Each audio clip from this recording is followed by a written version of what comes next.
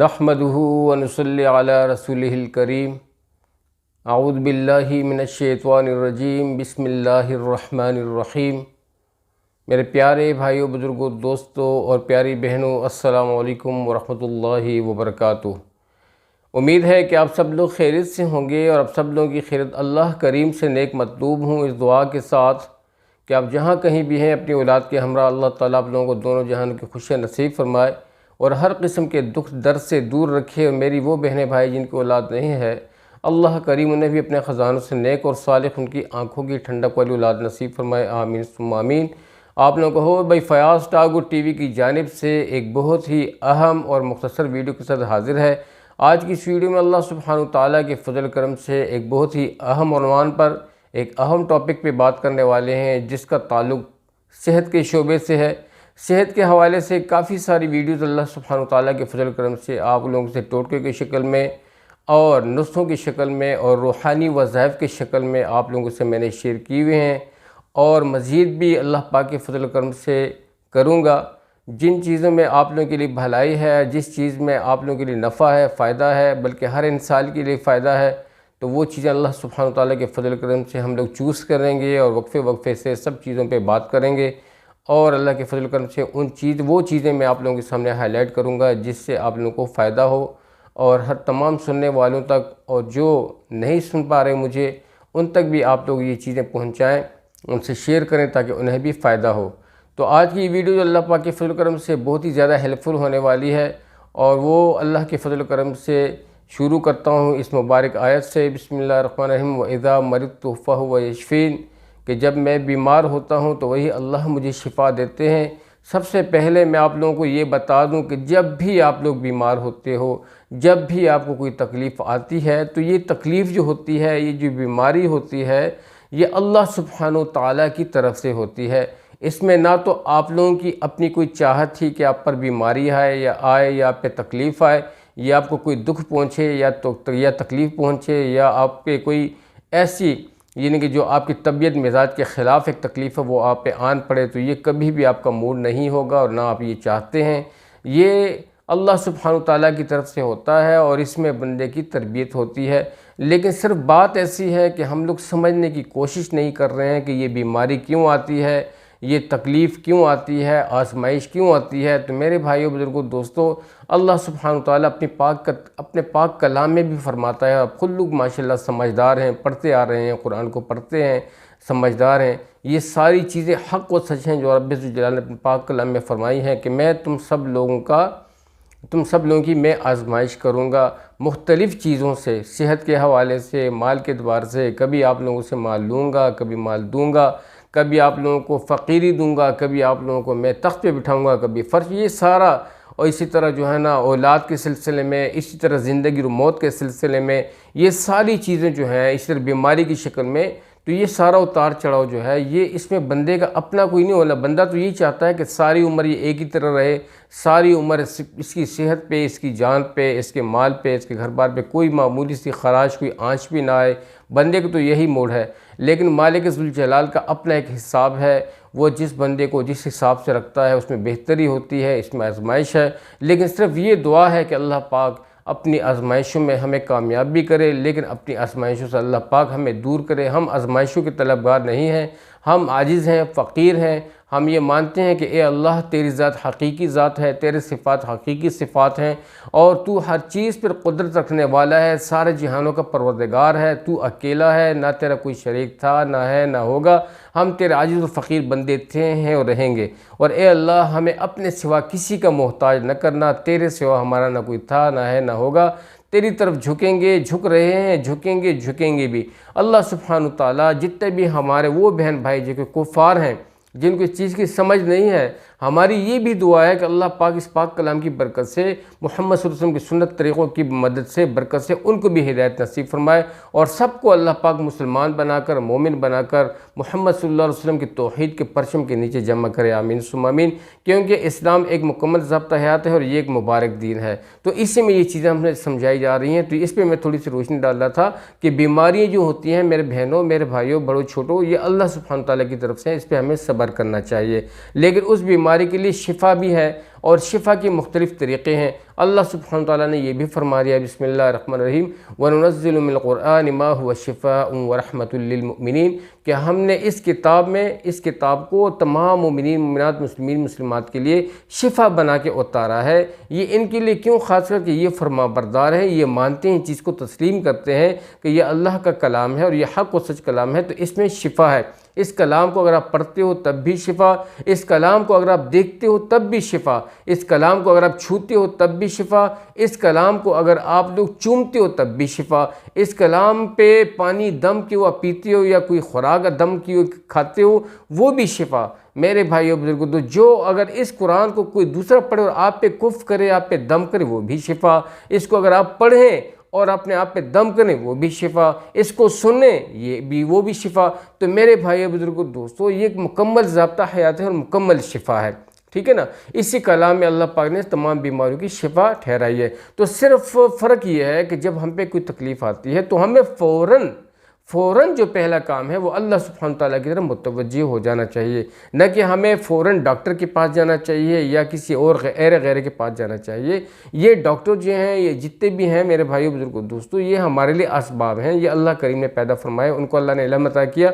लेकिन आज आप ख़ुद ही देख रहे हैं कि आजकल के दौर में हमारे मुल्क में जो स्पेशली जो तिब के हवाले से जो नुकसानात हो रहे हैं, नुकसानात मैं यही कहूँगा कि एक कारोबार बन चुका है, एक बिज़नेस बन चुका है, और हर जो भी पेशेंट गरीब जाता है उनके पास, उनको लूटने की कोशिश की जा रही है, चाहे फीसों के चक्कर में हो, चाहे मेरे भाई बुजुर्गों दोस्तों दवा बेचने के चक्कर में हो। एक गरीब फ़कीर बंदे के लिए अगर एक टू द पॉइंट एक मेडिसिन दरकार होती है तो ये बीच में हज़ारों मेडिसिन साथ में लिख देते हैं, जिससे उनका मेडिकल स्टोर, तो ये मेरे भाई बुजुर्ग, ये बेइंसाफ़ी है, ये ख़यानत है। अगर कोई डॉक्टर इस तरह बिला ज़रूरत उनको मेडिसिन लिख के देता है बिला ज़रूरत, तो मेरे भाई बुजुर्ग दोस्तों वो अपने शोबे से ख़यानत कर रहा है और इस ख़यानत का वो अनकरीब ही खमियाजा भुगतेगा, चाहे जिस शक्ल में भी हो, लेकिन बहुत बड़ा खमियाजा भुगतेगा। लेकिन फिर मेरे भाई बुजुर्ग दोस्तों देर हो चुकी हुई होगी, इसलिए हम लोग पहले तौबा करने, अपने शोबों से मोहब्बत करने शुरू कर दें। तो ये बात थोड़ी मुझसे लंबी होती है, मुझे चूँकि दुख होता है और जो है ना, आप शायद मेरे दुख को ना समझते हों, लेकिन मैं समझ पा रहा हूँ, मुझे चीज़ का अंदाज़ा है कि ऐसे मेरे बहन भाई हैं, ऐसे फ़कीर लोग हैं जिन बेचारों के पास खाने के लिए नहीं है, जिन बेचारों के पास उनके घर में चूल्हा तक नहीं जलता, वो बीमार फ़कीर हो जाते हैं, कमज़ोर हो जाते हैं। हम सब लोगों के लिए हंसाई का एक मजाक का एक खिलौना बन जाते हैं। ऐसे लोग मेरे भाई बुजुर्ग दोस्तों, अगर जो लोग उन पे इनका मजाक उड़ाते हैं तो इनकी भी हालत ठीक नहीं रहती। लेकिन बाहर की अल्लाह ताला हम इस्तिग़फ़ार करने की तौफ़ीक दे। बात थोड़ी दूर निकल गई। तो मेरे भाई बुजुर्ग दोस्तों, अल्लाह सुब्हानहू तआला की ज़ात के साथ अपना रब्त रखें। जब भी कोई तकलीफ़ आती है, कोई बीमारी, फ़ौरन रब्ब ज़ुल जलाल की तरफ मुतवज्जे हों। और फिर दूसरे दर्जे में अब सुन्नत हालत में आए, यानी कि सुन्नत इलाज करना सुन्नत है। जब आप सुन्नत की तरफ बढ़ें तो फिर अल्लाह से मांगें कि ए अल्लाह, इस दवा में, इस दवा में और इस तबीब के इस यानी कि जो मेरे मर्ज़ की तशख़ीस कर रहा है, इसमें मेरे लिए काफ़ी अता फरमा और इस दवा को मेरे लिए बाइस शिफ़ा, बाइस रहमत और अपनी रज़ा का ज़रिया बना। तो मेरे भाइयों बुजुर्गों दोस्तों, जब आप इस नीयत से वो दवा भी लेते हो तो वो दवा शिफ़ा हो जाती है और दवा के मुज़र असरात से हम महफूज रहते हैं कि मेरा रब चाहता है, मेरा रब देखता है कि ये मेरा बंदा करता क्या है, इसकी तवज्जो किस तरफ है, आया इस दवा पे इसका यकीन बना हुआ है या मेरी ज़ात पे। तो हमारा यकीन अल्लाह सुब्हानहू तआला की ज़ात पे होना चाहिए कि वही अल्लाह मुझे शिफ़ा देता है और वही अल्लाह मुझे बीमार भी करता है, वही अल्लाह मुझे शिफ़ा भी देता है, वही मुझे ज़िंदगी देता है, वही मुझे मौत देता है। तो ये सारी चीज़ें अटल हैं और ये होंगी, इसी पे हमारा पूरा यकीन है। लेकिन अल्लाह सुब्हानहू तआला हमें अपनी आज़माइशों से बचाए। तो आज की इस वीडियो में मैं एक बहुत ही अहम टॉपिक पे बात करने वाला हूँ, वो ये है कि जोड़ों के दर्द, जितने भी आपके जिस्म के, स्पेशली हमारी माएँ बहनें, काफ़ी सारे पेशेंट आजकल के जोड़ों के दर्द में मुब्तला है। जो वो जोड़ों के दर्द जैसे जॉइंट पेन जैसे ले लेते हैं, आप गोल्डों के पेन ले लें, आप कोहनी का पेन ले लें, इस तरह उंगलियों के ये जोड़ जो है इनके आप ले लें। ये मुख्तलिफ़ जॉइंट पेन है जो मतलब काफ़ी आज इससे लोग परेशान हैं और काफ़ी दुखी हैं। तो तो इसके लिए एक बहुत ही ज़बरदस्त शिफायाब किस्म का टोटका, एक ज़बरदस्त किस्म का मैं आपको एक टोटका लेकर आया हूँ, नुस्खा जो बहुत ही शिफायाब है, बहुत ही ज़्यादा शिफायाब है, बहुत ही ज़्यादा इफ़ेक्टेड है। और ये दर्द मैं आपको बता दूँ, ये मुख्तलिफ़ वजह से होती हैं। या तो बंदे को चोट लग जाती है, सट जिसे कहते हैं पंजाबी में, या सट लग जाती है, और या जो ना कहीं बंदा गिर पड़ता है, उसी वजह से दर्द होती है, या किसी टक्कर वगैरह से हो जाती है मेरे भाइयों बुजुर्गों दोस्तों। और इसी तरीके से या किसी कमज़ोरी की या किसी इन्फेक्शन की वजह से होती है। और इन्फेक्शन इसी वजह से होता है कि आप चोट खा लो, कहीं गिर जाओ, आप इग्नोर कर देते हो, उस वजह से उसे ये मसले बनते हैं। तो जब भी आप खुदा न खास्ता कहीं गिर पड़ते हो या आपको चोट लग जाती है, फ़ौरन अपने दाएं हाथ से बिस्मिल्लाह पढ़कर उसको अच्छी तरीके से आहिस्ता आहिस्ता उसको जो है ना उसकी आप मसाज कर लें, उसको मल लें, ताकि अगर वहाँ पे कोई गिलट बनती है या खून जमने की कोशिश होती है या जमने का या वहाँ पे कोई ऐसा सोज बनता है, तो आप उसको जल्दी जल्दी उसका मसाज कर लिया करें, ताकि आपका खून चलना शुरू हो जाए और रगें जो हैं जो सप्रेस हो गई हों चोट की वजह से या उसमें जो डैमेज हो चुकी हो, ताकि उसमें खून की हरकत शुरू हो जाए और वो जो है ना आपकी तकलीफ़ रफ़ा हो जाए। तो ये तो फर्स्ट एड में ये होना चाहिए। और इसके अलावा अगर ऐसी तकलीफ़ जैसे कि जोड़ों का दर्द, जिसकी वजह से हमारी ऐसी बहनें हैं, बड़े हैं जो बैठ जाएं तो बेचारे उठ नहीं सकते, अगर उठ जाएं उठ खड़े हो जाएं तो बैठ नहीं सकते। इसी तरीके से बेचारे खड़े होकर नमाज़ पढ़ लेते हैं या कुर्सी पर बैठ कर नमाज़ परफॉर्म करते हैं, सजदे में नहीं जा सकते, रुकू में नहीं जा सकते। ये सारी वो कमज़ोरियाँ हैं जिसकी वजह से ये मसले हल होते हैं, ये मसले बनते हैं और जो है ना बंदा परेशान रहता है। तो इसलिए मैं आपके लिए एक बेहतरीन ये जो अमल बताने वाला हूँ, ये जोड़ों के दर्दों को हमेशा भगाती है। वो ये एक ऐसा नुस्खा है कि यानी कि आटे का पेड़ा, आटे और हल्दी का पेड़ा होता है, वो बनाना है और आपके दर्द सारे भाग जाएंगे अल्लाह के फजल करम से।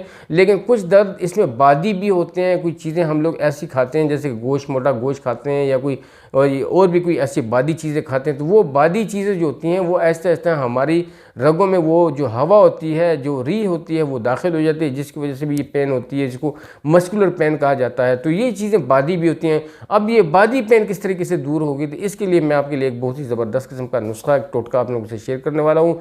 बहुत ही बेहतरीन है, इसको लाजम कीजिएगा इंशाअल्लाह अज़ीज़। चंद दिन चंद हफ्ते करने के बाद अल्लाह पाक आपको शिफा दे देंगे। अल्लाह पाक के फजल करम से इंशाअल्लाह ऐसी शिफा मिल जाएगी कि कभी आपके जिस्म में दर्द होगा भी नहीं और आप महसूस भी नहीं करेंगे, और आप ये महसूस करेंगे कभी हुआ ही नहीं। तो ऐसा एक ज़बरदस्त किस्म का नुस्खा है। तो ये जो है आपने इस तरह करना है कि अल्लाह पाक के फजल करम से पहले नीयत कर लेनी है, अल्लाह पाक से शिफा की दुआ कर लेनी है, और फिर आपने क्या करना है, आपके घर में वो तीनों चीज़ें अवेलेबल होती हैं। आपके घर में आटा होगा, आपके घर में हल्दी होगी, और आपके घर में जैतून का तेल होगा या जेलों का तेल होगा, और जैतून के तेल के साथ इसके साथ आपके घर में हरमल भी होगी। हरमल, जी हाँ, वो जो ये बाज़ारों में जो बाज़ लोग जो है ना वो डिब्बे में वो कोयले, जलते हुए कोयले पे डाल के दाने डाल के धुनी देते हैं, ये हरमल कहलाई जाती है। ये बहुत ही शिफायाब है, बहुत बेस्ट है। एक तो इससे आसेब दूर हो जाती है, हर किस्म की जिन्नाती असर दूर हो जाता है, हर किस्म की हसदी असर दूर हो जाता है, हर किस्म की बदनीयती दूर हो जाती है। आपके घर से ये जो है ये सारी तकलीफ़ात अल्लाह पाक के फजल करम से रफ़ा हो जाती हैं। इसमें शिफा है और सारी मखलूक़ात के लिए शिफा है। तो इसके लिए आप अल्लाह पाक के फजल करम से इस्तेमाल कर सकते हैं। तो इसको आप यूँ करें अल्लाह के फजल करम से कि आपने सबसे पहले 3 चम्मच गंदम का आटा लेना है। गंदम का आटा, उसमें अल्लाह पाक के फजल करम से गंदम के आटे के साथ अल्लाह पाक के फजल करम से आपने उसमें 3 चम्मच गंदम का आटा, उसमें 1 चम्मच, जिस चम्मच से आपने आटा लिया हो उसी चम्मच की मदद से आपने 1 चम्मच जो है हल्दी ले लेनी है, वो उसमें मिक्स कर देनी है। और उसी हिसाब से 1 चम्मच आप लोगों ने ये हरमल के दाने ले लेने हैं, साफ़ हरमल के दाने लेकर, लेकिन उसको आपने कूट देना है। ये गौर से ये नुस्खा समझ लीजिएगा। 3 चम्मच आटे के, वीडियो थोड़ी सी लंबी होने दें लेकिन ये ताकि आपको समझ आ जाए, 3 चम्मच आटे के और उसी चम्मच से 1 चम्मच हल्दी का और 1 चम्मच हरमल का। लेकिन हरमल जो है वो पिसी हुई होनी चाहिए, उसको लंगड़ी में कूट लें। इनको फिर मिक्स करके इसी आटे में इसमें इतना पानी डालें कि वो जिस तरह का आप पेड़ा बनाते हैं उसको बना के इसका पेड़ा बना लें। पेड़ा बनाने के बाद अल्लाह पाक के फजल करम से फिर आप लोगों ने क्या करना है, फिर आपने यूँ करना है कि उसी पेड़े को अपने बेलन से उसकी छोटी सी अपने साइज़ के मुताबिक जो आपकी जहाँ पे आपने उसको, जहाँ पे आपके जोड़ गोड़े में जो दर्द हो रहा है उसी हुदूद के लिमिट के हिसाब से आपने उसकी रोटी बना लेनी है। उस रोटी को आपने अल्लाह के फजल करम से तवे पे डाल देनी है। ये बात ज़रा सोचिएगा और समझिएगा, ताकि फिर आपको प्रॉब्लम ना हो। फिर अक्सर आप लोग फ़ोन भी करते हैं, फिर जो है कमेंट्स करते हैं ये हमें समझ नहीं आई, क्योंकि उस टाइम आप लोग गौर नहीं करते या गौर से वीडियो देखा करें, बार बार देखें ताकि आपको समझ आए। कोई गलत तरीका आप लोगों ने अडॉप्ट नहीं करना। तो आपने उस रोटी को अल्लाह पाक के फजल करम से उसी तवे पे डाल देना है। जब तवे पे वो रोटी बनने लगती है, पक जाती है निचली वाली साइड, जैसे कि जिस टाइम ज़रूरत होती है पलटाने की, उस पलटाने के आपने उस रोटी को पलटाना नहीं है, उस रोटी को आपने उतार देना है। मेरी बहनें समझती हैं इस चीज़ को। जब आप पलटा देंगी तो जो साइड, जो पक्की वाली साइड होती है वो तो नीचे होगी, जो कच्ची होती है ऊपर। तो कच्ची वाली साइड पे आपने उसके ऊपर जैतून का तेल, ये किसी पर की मदद से, मुर्गी के पर के मदद से या किसी रुई की मदद से आपने उस पर जैतून का तेल लगा देना है। अगर ये नहीं तो जलों का तेल जो होगा, जिसे जमामे का तेल भी कहा जाता है, वो भी जो है वो थोड़ा सा जलाता तो है, लेकिन ये अगर वो आप जलने से दरकिनार हैं, इतना वो जलाता नहीं है लेकिन बहुत ज़्यादा इफेक्टेड है वो लगा सकते हैं। या जो है ना ये आप जिस तरह जैतून का तेल, इसको आपने उस पर उसको स्प्रेड कर देना है, प्रेस जैसे पराठे पे थोड़ा सा फैलाया, ज़्यादा नहीं, इतना करना है कि ताकि वो रोटी थोड़ी सी उस पर, वो पराठे शक्ल की उस पर वो स्प्रेड हो जाए। स्प्रेड करने के बाद आपने बिस्मिल्लाहिर्रहमानिर्रहीम पढ़ के उसी जगह पे गोड़े के ऊपर, जो आपका फ़र्ज़ के ये आपका गोड़ा है, गोड़े के ऊपर आपने वो रोटी रख देनी है। और उसको आपने गर्म पट्टी जो मिलती है वो आपने अल्लाह के फजल करम से किसी दूसरे बंदे से कह के या खुद उसको लपेट देनी अच्छी तरीके से, इतनी टाइट भी ना बने ताकि फिर आपको चलने में दुश्वारी हो या उठने में दुश्वारी हो। बस अपने अपने हिसाब से आपने उसको गर्म पट्टी से उसको लपेट देना है। जब ये आप लपेट दें तो इस रोटी को अल्लाह पाक के फजल करम से आपने 24 घंटे यानी 24 आवर्स आपने इसको डिस्टर्ब नहीं करना, 24 घंटे, ठीक है। तो ये अमल जो है इंशाअल्लाह अज़ीज़ चंद दिन चंद हफ्ते अल्लाह के फजल करम से आप लोग यू फील बेटर, इंशाअल्लाह बहुत अच्छा फील करेंगे। और आपकी ये तकलीफ़ अल्लाह के फजल करम से दिन ब दिन ग्रेजुअली ये रफ़ा हो जाएगी और बिल्कुल आपको शिफा हो जाएगी। इसमें जो हरमल के दाने का जो स्पेशली जो बीच में मैंने आप लोगों ने जिसके बीच में ऐड किया है, इसकी बड़ी इफादियत यह है कि अगर इसमें बादी दर्द हो, बादी दर्द की वजह से आपको गोड़े में तकलीफ़ हो रही है, आपकी जैन में तकलीफ हो रही है, तो वो बादी अल्लाह के फजल करम से निकल जाएगी इसकी बरकत से।